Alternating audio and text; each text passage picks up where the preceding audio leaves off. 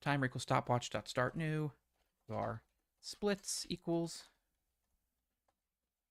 stopwatch dot start new.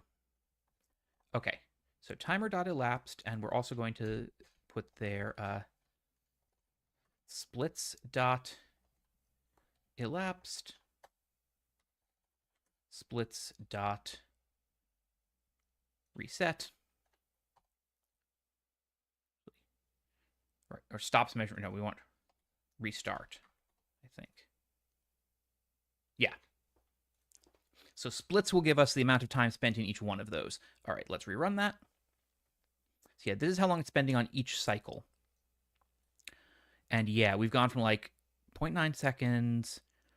Yeah, it's growing very fast. Okay. So now the question is, what can we do to make this work better? Let's go back and look at our problem. So every time we blink, something's going to happen. And I guess one of the questions we have here is,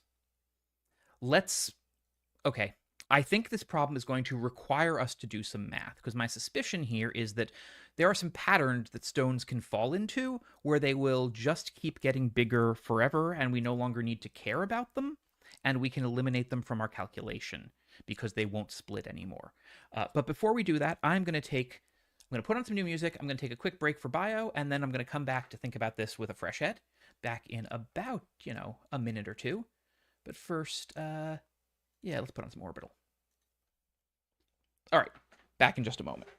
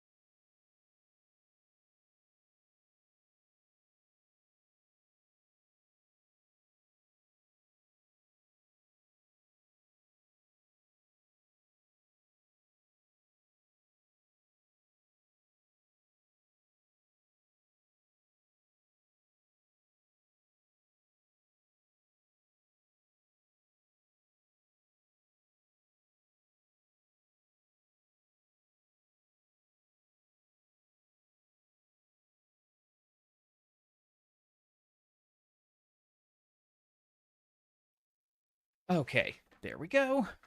Back for break, distractions reduced. Now let's think about what happens as we go in here.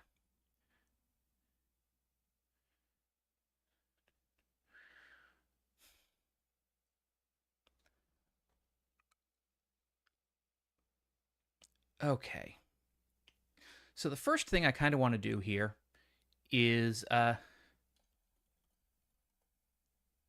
prime factorization calculator. 2024. Okay. 2024 is a 2, a 2, a 2, an 11, and a 23. Okay. Basically, what I want to just think about here is, what do we have going on in this number? Because when we multiply by this, we're basically taking whatever we had and multiplying by this set of prime factors. Okay. So I'm going to also go ahead and, yeah, I'm just kind of thinking about this right here for a moment.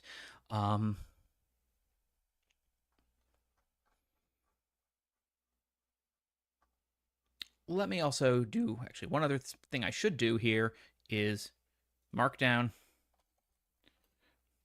part 2. Any new code we write, I'd like to, not mess up the part 1 code too much. So we're going to probably write a new, better tick. I probably should have done that before I added the metrics code to here, but And let's make sure we keep this number down in the range we were using in the beginning. And let's hide those print statements. Okay, great. Now we can add a new code segment here. Okay, so what we need to be doing is we need to be running this tick very efficiently. I mean, one of the questions is, where's the time going? since we are allocating all of these lists, but I am suspicious of believing that it's actually like GC time that's what's killing me here. I suspect it's algorithm time.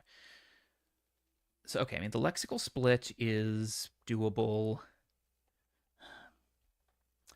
Yeah, we're doing a bunch of things not especially efficiently, but I don't think it's efficiency that's what's hitting us here, because when we get a problem like this, that scaling characteristic, like that looks like something unpleasant. So okay, actually, here's something. Here's something we're just going to do for tick. Here's our tick 2. Now, one thing I just want to do here as we're going through is we have this tick 2 function, and we have the ability to reset things because this is a cell. So what I want to say here as we run through the entirety of all of our ticks is int rule 0 equals 0. Int, actually, no, what I'm just going to say is int array rules equals 0, 0, 0. For rule 0, rule 1, rule 2. Now what I want to just do here is I want to say rules sub 0 plus plus. I want to know how often each of these rules are getting invoked. Rules sub 1 plus plus. This is kind of like super quick and dirty metrics. Rules sub 2 plus plus. Okay, and my goal here is to get some intuition about the problem. So then we've also got our tick n, which I will grab here again and bring down into our part 2 work. Right here, tick 2n. Tick 2n uses tick 2. Okay. So now, here we go. And what I just want to do is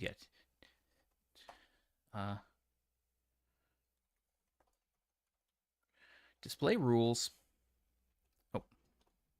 And then tick n start stones 25 count. Yeah, I know you don't know what rules are yet. We're going to run you.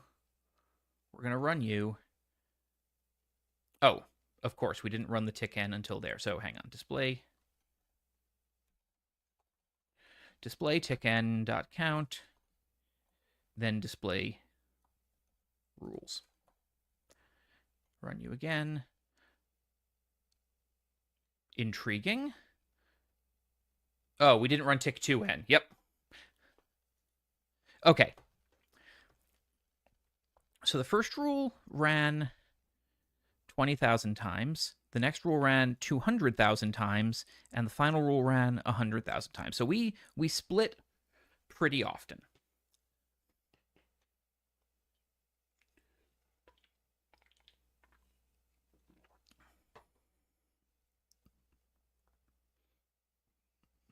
So wait, actually, so here's something interesting. Anytime we generate a zero runs a known pattern.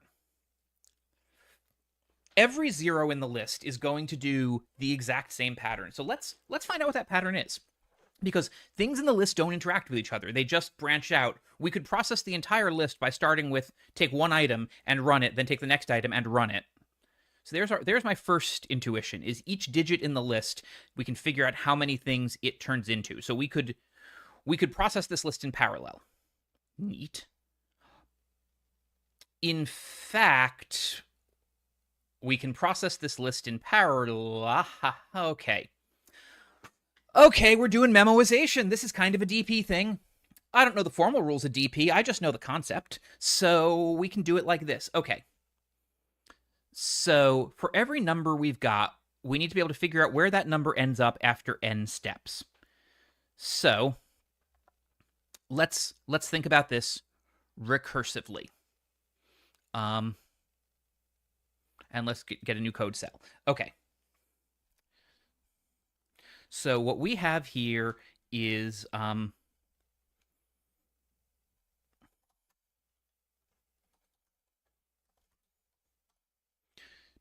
so we can tick one value. So actually, no, yeah.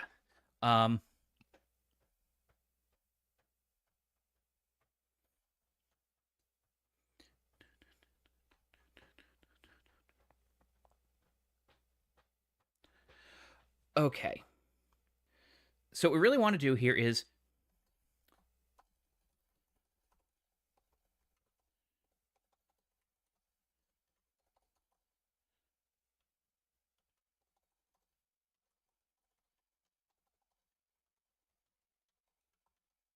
so we have an int, right, really mapping value and number of requested ticks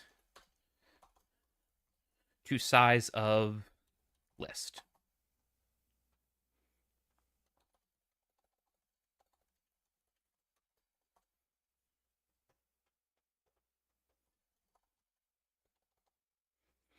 So actually, I want to just check one thing to begin with here, which is we have tick 2n, smartstone, start stones 25, etc. And actually here, what I'm just going to do is say, yeah, rules equals 0, 0, 0, just to reset it. I want to start not with start stones, but with a single 0. After 25 steps, where does that go? Execute cell. It goes to 19778. Yep, which makes sense. One more than the number of times we executed the doubling rule.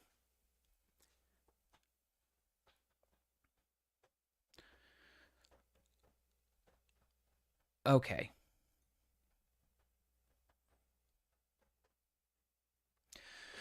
Okay.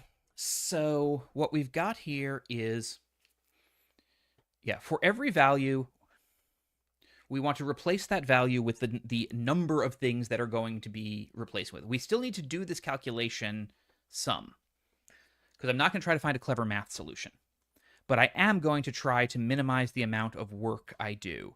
So we only need to find out what it takes to go 25 steps from 0 once. We know that since 0 is 19778, if we double that, and I say that we want to turn this list to 0, 0, this number is going to be, I'm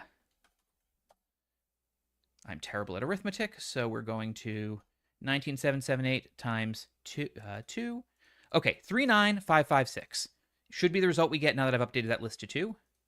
39556, right. Because we can treat those two things completely independently. All right.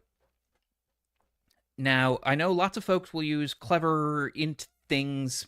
I'm just going to use a hash table, so or a dictionary.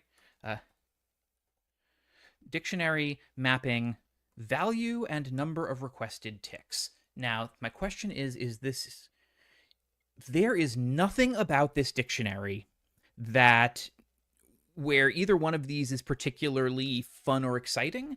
So what I'm just going to do is map this on a tuple. So int64 value int ticks comma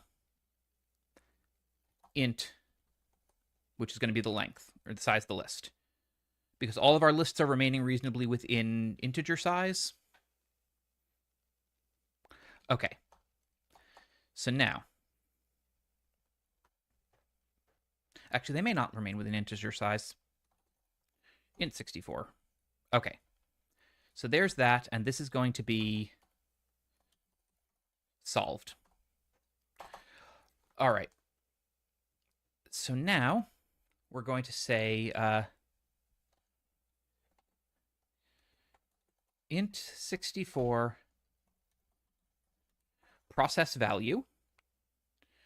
And to process a value, what we need to do is we need to say int64 value int ticks. All right. So question 1 is if solved dot has, or dot contains, need the right language, or contains key, value ticks, return solved sub value ticks. Okay, So if we've already figured this out, we've already figured this out. Otherwise, we need to put, actually, no, hang on. If not solved contains key value ticks, we are always going to return solved value ticks. That way we don't accidentally mess things up. And in fact, what I'm just going to say here is this thing here, key equals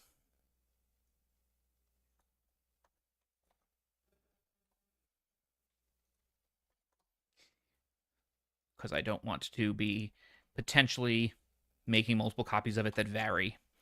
Okay, so now if solved does not contain that key, we need to add something to that key, which means what we need to do is we need to say, right,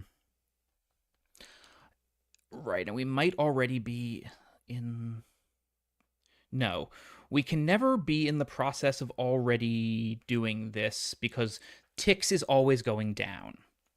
Great. So that means what we need to do is we need to say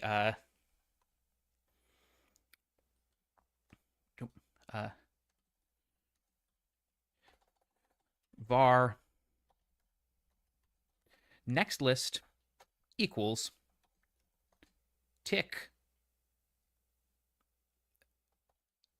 value. Okay. And now what we need to do here is for each of these, if solved contains key that, we then just need to say result equals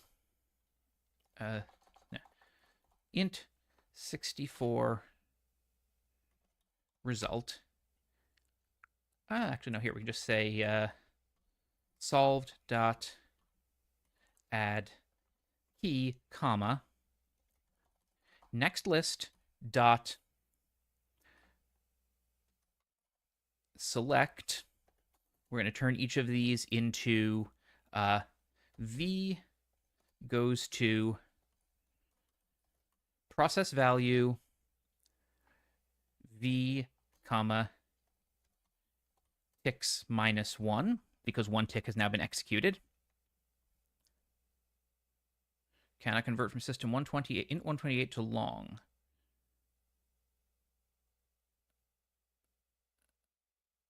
Interesting. Long process. Oh, wow.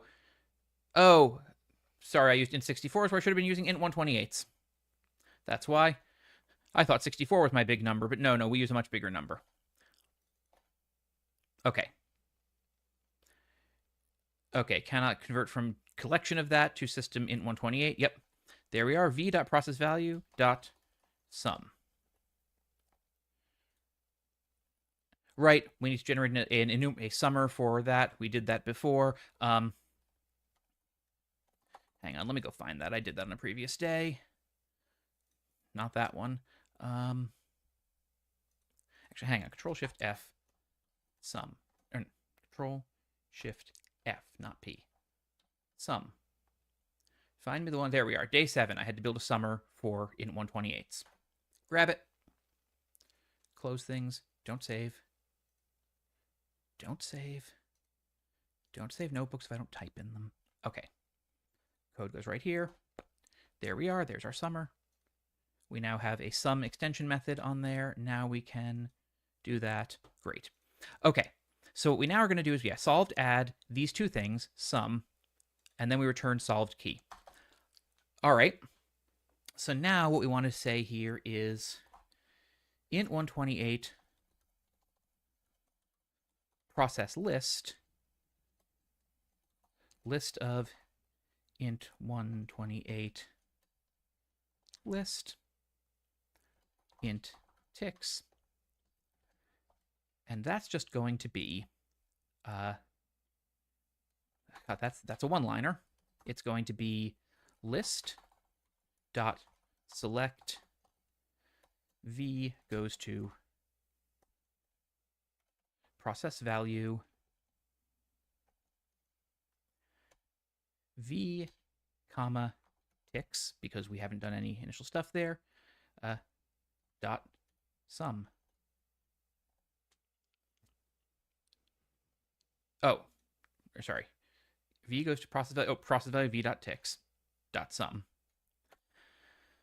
I mean, okay.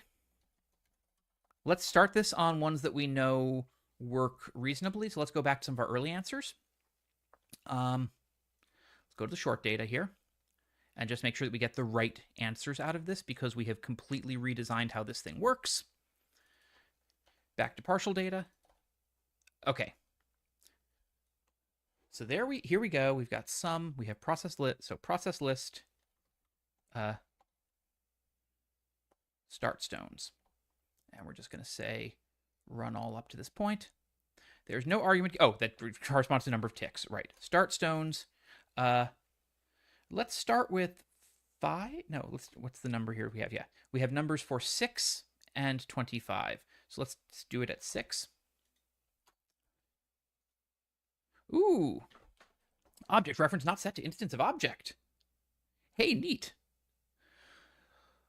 Okay. Oh, I never actually initialized the... There we go. Let's try that again.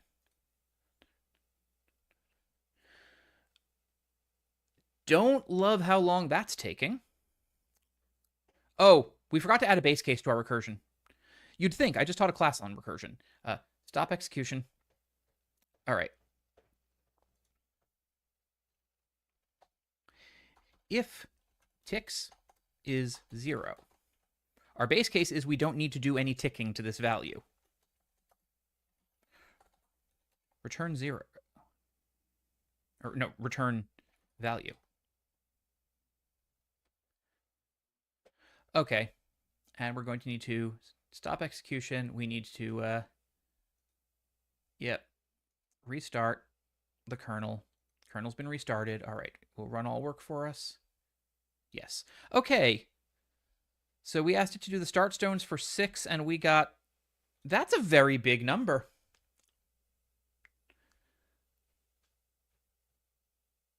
Oh, wait. No.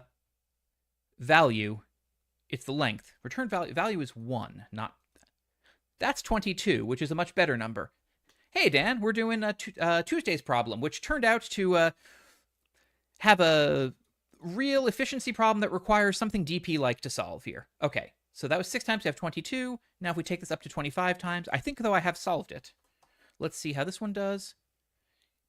Okay, good. It's given me the right answers. So now let's run this again with the big data.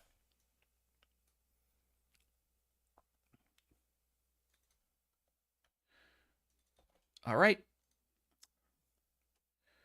Rerun all and back down to here. Okay, so now with the big data at 25, we got the answer we expected. All right, so let's take it up to 45, which was a scary number before. Not scary at all this time. All right, let's take it up to 75 and hope not to crash. Almost instant. Okay, cool. Hey, that's correct. All right. Okay. Also, while I get that all the DP folks love themselves their 2D arrays because they all come from C, but yeah, exactly. Yeah, you just tracked sums using a dictionary hash table. That's exactly how I did it too.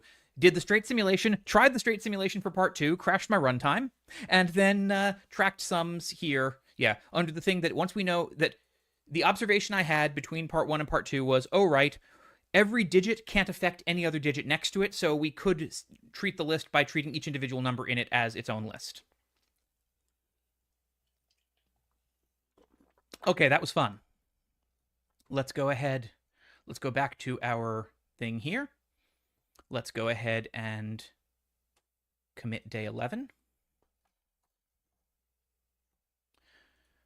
And before we continue onward, there's a couple things I want to do, because we've had a couple of things we've used a few times, and I think I want to update them in the template between runs here.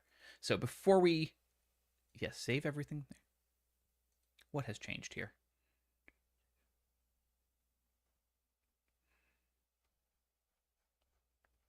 Okay, so some stuff did... Oh, actually, yeah, no, that is a fairly substantive change. So yes, do that.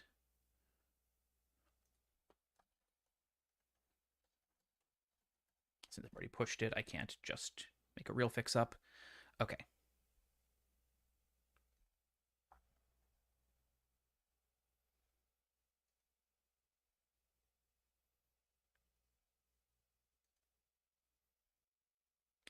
All right. Enjoy. That's right. It's much later for you, Linus. Enjoy your evening. Enjoy your reading, and yeah, let's see what we do with day 12. But first, let's go ahead and grab our template. Let's grab a couple of things I want to put in here. So we've got our data, utilities, the data selector, which we've moved a bit. We've got our imports, which actually I had moved those above the data. Right. I don't need to, but I think I am going to because the data selector I use more often. Okay. So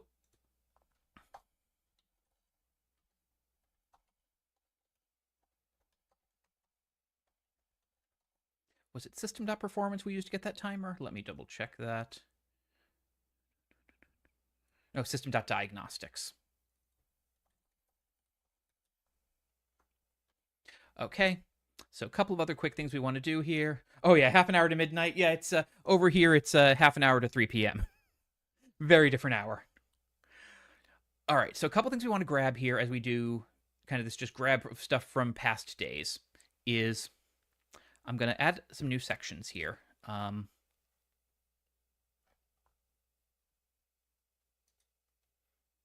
a markdown right here. Okay.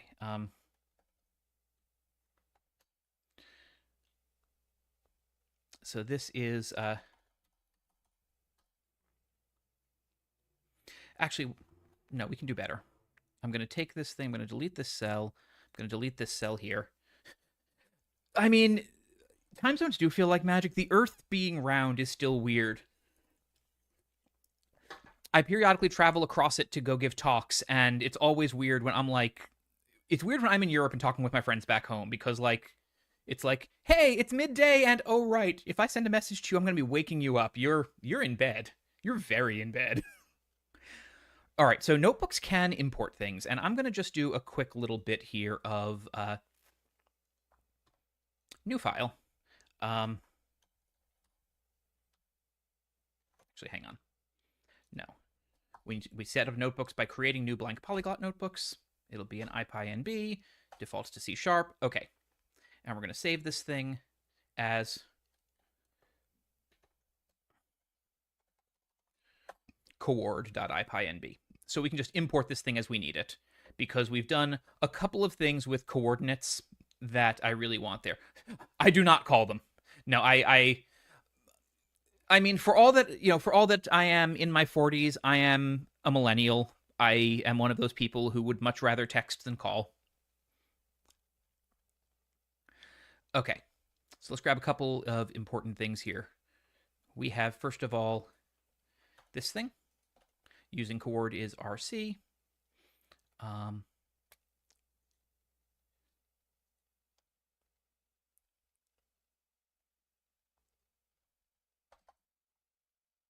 oh yeah, it's absolutely more convenient. I grew up on the internet. Asynchronous communication is great. Uh,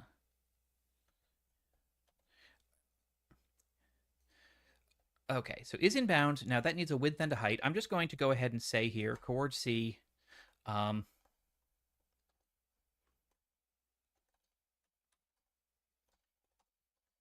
int width, int height. So we can pass those two in as a tuple. And then we can add a pair of coordinates. And let's also go ahead and take this thing. We have our cardinal directions here, which we end up using a ton. Yeah. What button did I press? That button. Okay.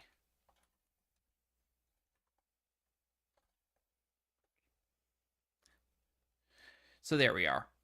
Just the basics that I seem to use for coordinates over and over again are now here. We can run that. It's a .NET Interactive kernel. We can run that. Identifier expected. Where? Line 3. Bool is in... Oh, int width, int height, size.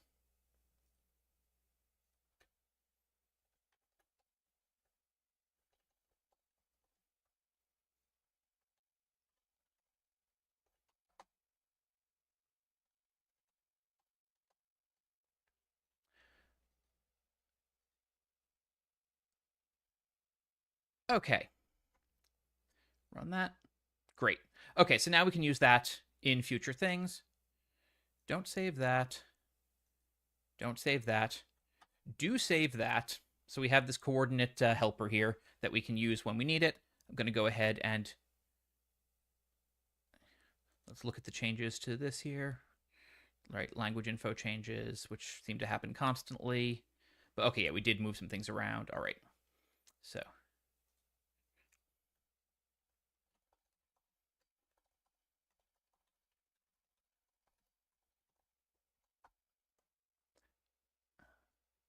there we are. So we've made template improvements and added a small coordinate lib. So we can close template and not save it.